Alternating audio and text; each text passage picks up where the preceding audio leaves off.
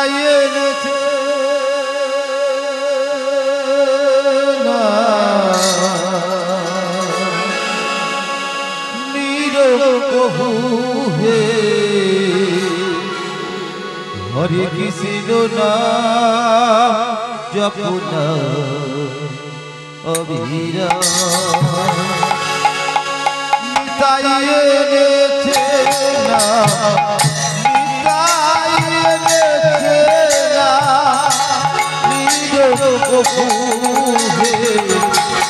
হরে কৃষ্ণ নাম জপনা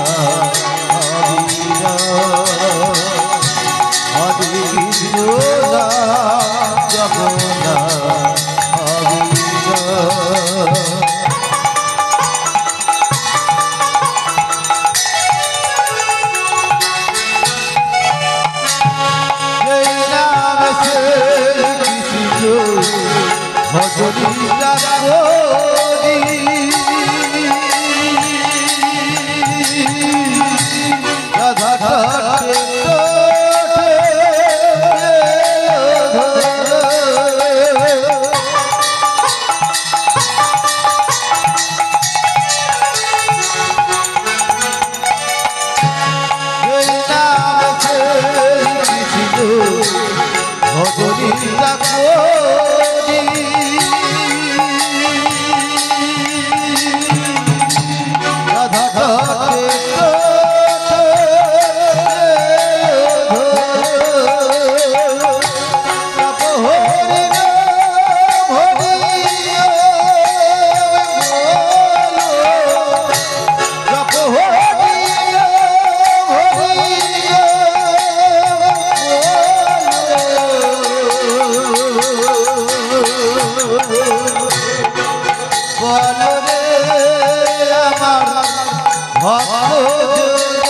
অবিরাম হরে কৃষ্ণ নাম জপনা অবিরাম ভজনী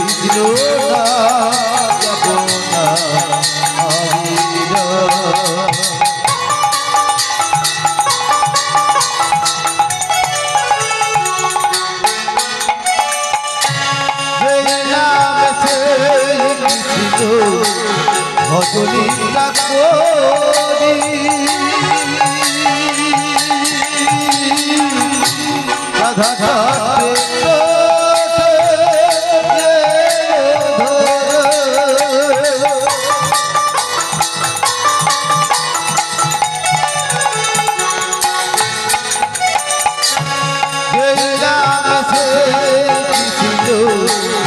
ভজনী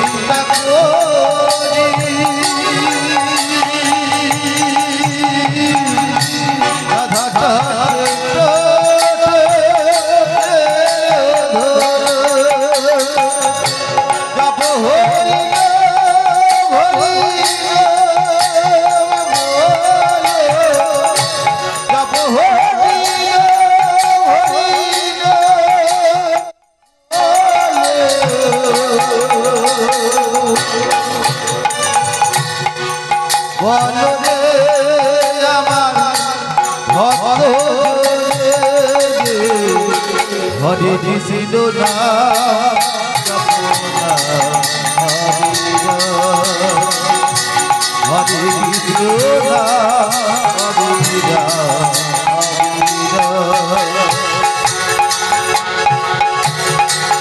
হরে কৃষ্ণ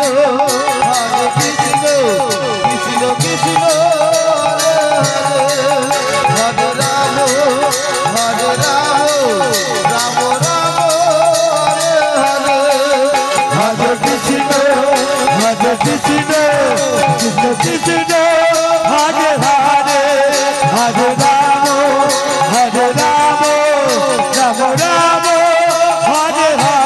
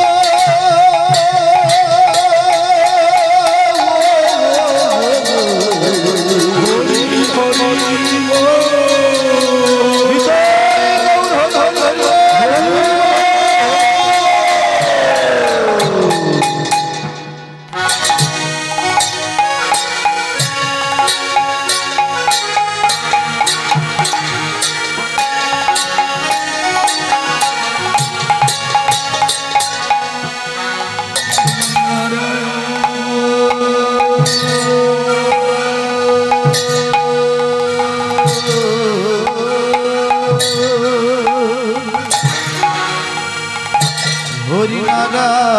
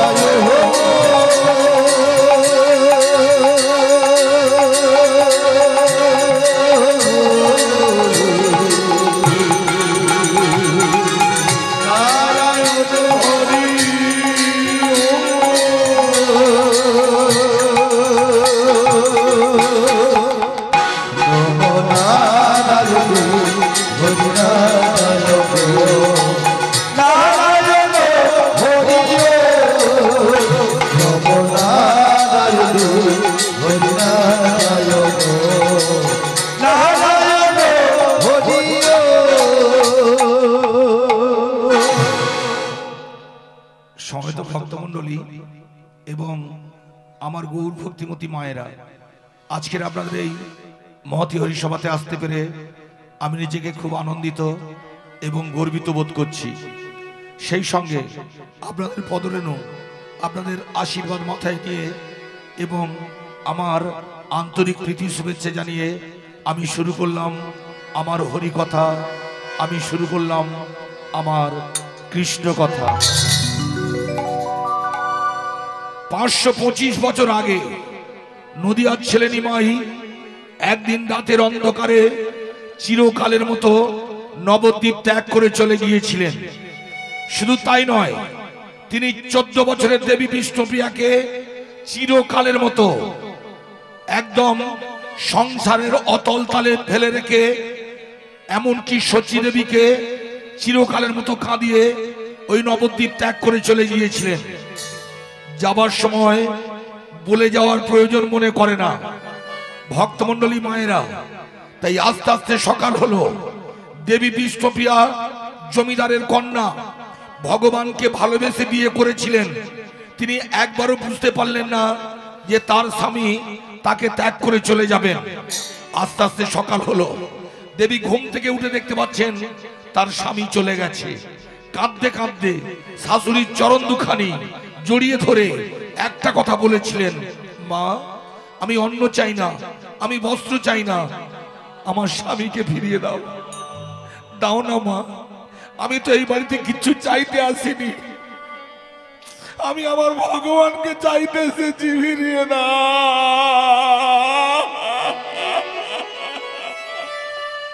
বৌমা, তুমি অমন করে কেঁদো না, তুমি আমার ঘরের লক্ষ্মী। তুমি যদি অমন করে কাঁদো, আমি লক্ষ্মী হারা, লক্ষ্মী ছাড়া হয়ে যাব। আমি বলছি, আমার ছেলে চলে যেতে পারে, আমি নিমায়ের মা, আমার ছেলে চলে যেতে পারে, আমি আমার বৌমাকে কোনোদিন ত্যাগ করে যাব না। ও আমার বৌমা নয়, ও আমার মেয়ে। আমি ওর শাশুড়ি নই, আমি ওর মা। আমরা মায়ের ছি, একসঙ্গে থাকবো। বৌমা, তুমি কেঁদো না মা, কেঁদো না। আমার নিমাইকে আমি এক্ষুনি ধরে নিয়ে আসবো। নিমা,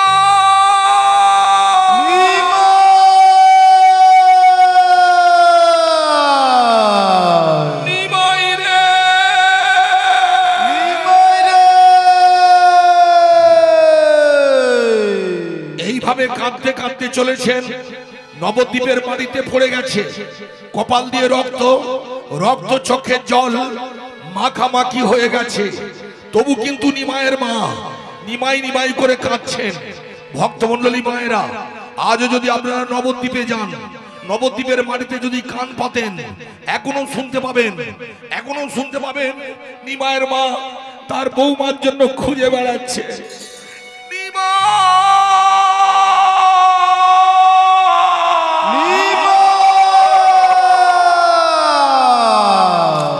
আমি বৌমাকে কি বলবো বাবা? তুই একবার বলে যা বাবা, বলে যা।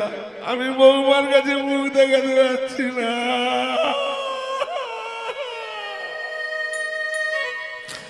ভক্তমণ্ডলী মায়েরা, এবার আপনারা বলুন, এইভাবে আপনাদের ভগবান নবদ্বীপ ত্যাগ করে চলে গেলেন, সচিমাকে ত্যাগ করে চলে গেলেন। একটা নাবালিকা 14 বছরের দেবী বিষ্ণুপ্রিয়া, তাকে অতল তলে ভাসিয়ে চলে গেলেন। এটা কি কোনো প্রয়োজন ছিল? তবু কিন্তু গিয়েছিল। কিন্তু আপনাদের কাছে প্রশ্ন, কেন ভগবান এইভাবে কাঁদিয়ে চলে গেলেন? কেন এইভাবে দুঃখ দিলেন? এর কি কোনো প্রয়োজন ছিল? এবারে শুনুন কেন গিয়েছিলেন। ভগবান গৌর হরি নিজের সুখের জন্য যায় না, নিজের শান্তির জন্য যায় না। তিনি গিয়েছিলেন আমাদের সুখের জন্য, আমাদের শান্তির জন্য, আমাদের মুক্তির জন্য। আমরা যাতে রম্ভস্থানে পৌঁছাতে পারি, ভগবানের গুণগান গাইতে পারি, সেই জন্য ভগবান আমাদের ত্যাগ করে চলে গিয়েছিলেন। ভক্তমণ্ডলী মায়েরা, যে ভগবান নিজের সুখের জন্য, নিজের শান্তি সবকিছু ত্যাগ করে চলে যেতে পারলেন, সেই ভগবানের গুণগান আমরা ভুলে গেলাম। আজকের বাসে, ট্রেনে, ট্রামে 2-4 জন দেখবেন গলায় মালা পরে হরিনাম করছে, অথচ আমরা তার পাশে দাঁড়িয়ে তার পাশে দাঁড়িয়ে কুর হাসি হাসছি। এটা কি? সনাতনী হিন্দু ধর্মকে সরাসরি বিচ্যুতি করা। ভক্তমণ্ডলী মায়েরা, এটা কি আমাদের কোনো প্রয়োজন আছে? নেই। তাই আমি বলতে এসেছি, যিনি ভগবান, তিনি আমাদের এত দিয়েছেন। তিনি তো গীতায় বলেছিলেন, অহং তাং সর্বপাপেভ্য মোক্ষামি স্বামীমা শুচ। তোমরা আমার গুণগান করো, মৃত্যুর দিন পর্যন্ত আমি তোমাদের পাশে থাকবো, তোমাদের পাশে থেকে তোমাদের মুক্তির পথ করে দেব। এত বড় কথা ভগবান বলেছিলেন। জেনে রাখবেন, এই ভারতবর্ষ সনাতন হিন্দু ধর্ম দেশ। এই দেশে আরো অনেকগুলো ধর্ম আছে। তারা কি বলেছিল জানেন? আপনাদের খ্রিস্টান বলেছিলেন আমি ঈশ্বরের দূত। মুহাম্মদ বলেছিলেন আমি আল্লাহর বান্দা। কিন্তু ভগবান বলেছিলেন আমি একমাত্র ভগবান। সর্বধর্মান পরিত্যাজ মা একম শরণম ব্রজ অহং তাং সর্বপাপেভ্য মোক্ষামি স্বামীমা শুচ। তোমরা আমার গুণগান করো, একমাত্র আমি মুক্তির ব্যবস্থা করে দেব। এরপরে আজকাল আমরা গলায় মালা পরতে চাই না। আমি এখানে আসার পর কতগুলো বাচ্চা ছেলে বললে, এখানে যদি ড্যান্স হাঙ্গামা দিতাম সন্ধ্যে থেকে লোক ভরে যেত। কিন্তু আজকের হরিনামের দল নিয়ে এসেছি, কেউ শুনতে চায় না, কেউ বলতে চায় না। এটা জাতির লজ্জা। ভক্তমণ্ডলী মায়েরা, সনাতনী হিন্দু ধর্মকে ছোট করার জায়গা আপনারা যেন খুঁজে পেয়েছেন। তাই আমি আপনাদের কাছে বলতে এসেছি, যতই টাকা থাক, যতই সম্পত্তি থাক, যতই অর্থ থাক না কেন, যখনই হরিবাসর করাবেন, মহা মহোৎসবের মহা উৎসব করাবেন, কমপক্ষে 3টে গ্রামের 3টে দুয়ার থেকে ভিক্ষা করবেন। ভিক্ষা করলে অহংকার দূর হয়ে যায়। অহংকার দূর হলে দীনতা প্রকাশ পায়। দীনতা প্রকাশ পেলে তবে গৌর হরি ভগবান সেই অন্ন গ্রহণ করেন। তাই ভিক্ষা ছাড়া হরিনাম হবে না, ভক্ত ছাড়া কৃষ্ণ গুণগানের মানে হয় না।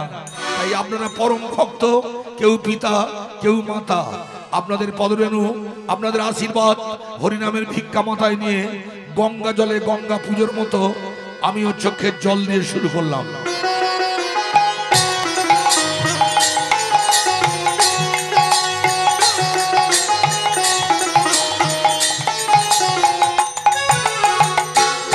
अपना मन रखेगा मेरे भरोसा, अपना मन रखेगा मेरे भरोसा, अपना मन रखेगा मेरे भरोसा, अपना मन रखेगा मेरे भरोसा। घड़ी घड़ी पहले चली घर घर गले पर ना पिया तू, मेरी रखेगा मेरी भरोसा, अपना मन रखेगा मेरे भरोसा, अपना मन रखेगा मेरे भरोसा। घड़ी घड़ी पहले चली, घड़ी घड़ी पहले चली पिया तू, घर घर गले पर ना पिया तू, मेरी रखेगा मेरी भरोसा, अपना मन रखेगा मेरी भरोसा, अपना मन रखेगा मेरे भरोसा, अपना मन रखेगा मेरी भरोसा, भरोसा।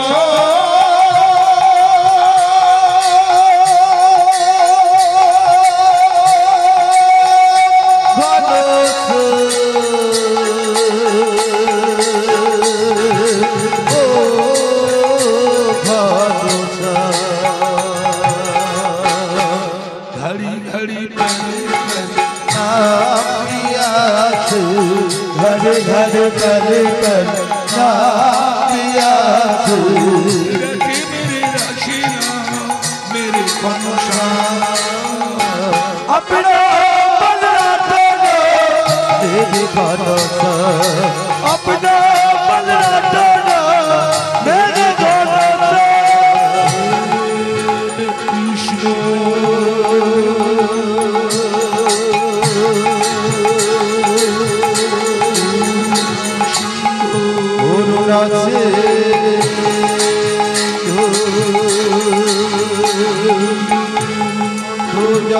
পথে জগৎ পথে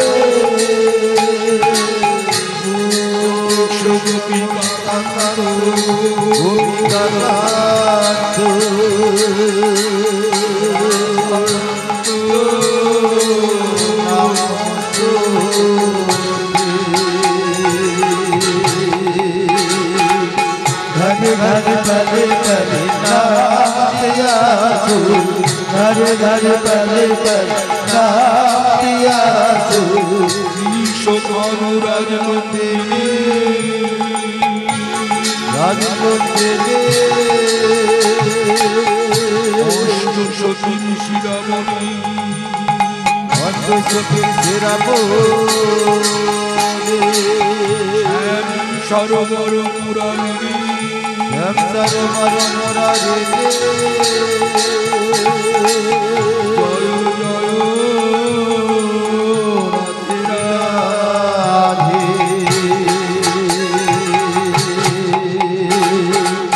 घर घर पल पल नाम यासु घर घर पल पल नाम यासु रखी मेरी रशीना मेरे भनुषा अपना बल रखना मेरे भरोसा अपना बल रखना मेरे भरोसा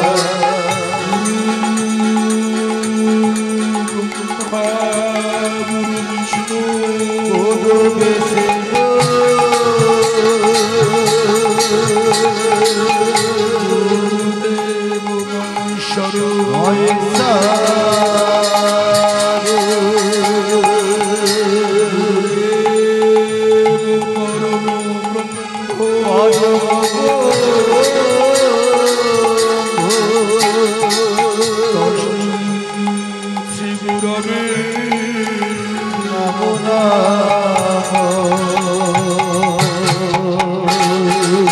घर घर पल पल नाम यासु घर घर पल पल नाम यासु रटी मेरी रचना मेरी भरोसा अपना बल रखना मेरे भरोसा अपना बल रखना मेरी भरोसा भरोसा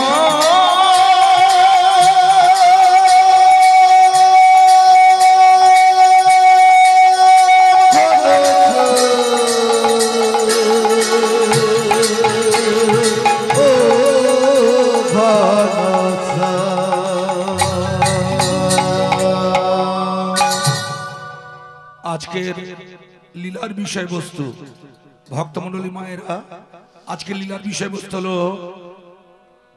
আপনাদের দেবাদিদেব মহাদেব তিনি জানবেন যোগী সেই মহাদেব চার যুগে চার অবস্থায় ভগবানকে মর্তধামে নিয়ে এসেছিলেন কিন্তু তিনি হরিনাম করতেন কৃষ্ণ নাম করতেন ভগবানের একনিষ্ঠ ভক্ত ছিলেন তিনি হচ্ছে হর তিনি ভগবানকে হরণ করেছেন অথচ তার সংসারে দেবী দুর্গার বিসর্জন হয়ে যেত সত্য যুগে ভক্তমণ্ডলী 28 বার দেবী দুর্গার বিসর্জন হয়েছিল ত্রেতা যুগে 28 বার দাপরে 28 বার ভগবান চিন্তা করতেন আমার সবচেয়ে পরম ভক্ত দেবাদিদেব আমার যা ক্ষমতা দেবাদিদেব দেবের তাই ক্ষমতা অথচ তার সংসার ভেঙে যেত তাই বাবা মহাদেব ঠিক করলেন ভগবানের কাছে গিয়ে করজোড়ে নিবেদন করলেন আমার দেবী যাতে বিসর্জন না হয় তার ব্যবস্থা করে দিন তখন ভগবান বলেছিলেন আমি চার যুগে চার অবস্থায় যখন যাব একদম শেষে কলিকালে তুলসী পাতা রূপ ধরে যখন মর্তধামে যাব কলিকালে 27 বার দেবীর বিসর্জন হবে কিন্তু 28 বার আর বিসর্জন হবে না দেবী অমরত্ব পেয়ে যাবে আর তখন শ্মশানে বসে বসে মহামায়া দেবী দুর্গা মৃত্যুঞ্জয়ের কাছ থেকে অমরত্ব পাওয়ার পর তিনি হরিনাম করবেন তাই কেমন করে দেবী মহামায়া এই অমরত্ব লাভ করেছিলেন মর্তধামে সেইটুকু জানার জন্য আপনাদের অপেক্ষা করতে হবে তবে একথা সত্য, আপনারা জানেন কোনোদিন কোনো অবস্থায় লক্ষ্মী নারায়ণের আপনারা বিসর্জন করেন না। আপনারা কোনোদিন কোনো অবস্থায় রাধা মাধবের বিসর্জন করেন না। আপনারা কোনোদিন দেখেননি যে দেবাদিদেব মহাদেবের বিসর্জন হচ্ছে। কেন? এরা অমরত্ব পেয়ে গেছে, এরা মৃত্যুঞ্জয়। কিন্তু আপনারা দেবী দুর্গার বিসর্জন দেখেন। তাই সেই দেবী দুর্গা এই কলিকালের পর আর কিন্তু বিসর্জন হবে না, শুধু 27 বার হয়ে যাবে, আর নয়। তাই আজকের লীলার বিষয়বস্তু হলো মহামায়ার অমরত্ব লাভ।